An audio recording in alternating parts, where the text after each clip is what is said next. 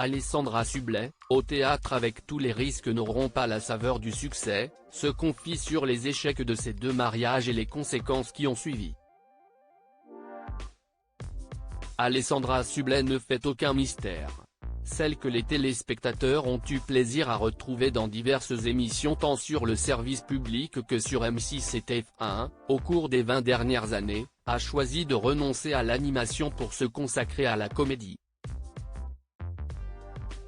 Elle est actuellement à l'affiche de Tous les risques n'auront pas la saveur du succès, qu'elle jouera au Théâtre Antoine, le 13 novembre prochain avant de montrer sur la scène du Théâtre Libre, toujours à Paris. Un spectacle dans lequel elle se livre sur sa carrière mais aussi sur sa vie privée.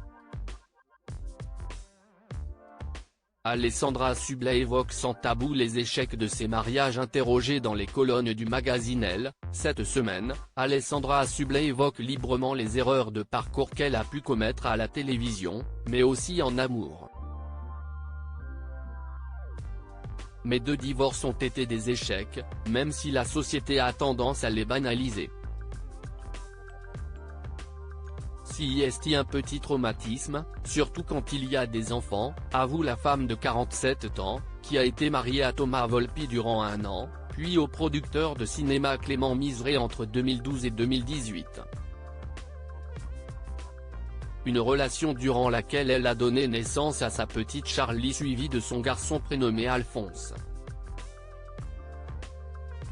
Il y a des dommages collatéraux que l'on ne pourra jamais réparer, et Dieu sait que je m'entends bien avec le père de mes enfants, poursuit l'ancienne présentatrice de CIST Canteloup. Alessandra Sublet en bons termes avec ses ex-maris comme elle le confiait à nos confrères du JDD, en 2022, Alessandra Sublet a effectivement de bonnes relations avec ses ex-compagnons. Nous avons la chance, mon ancien mari et moi, de très bien nous entendre.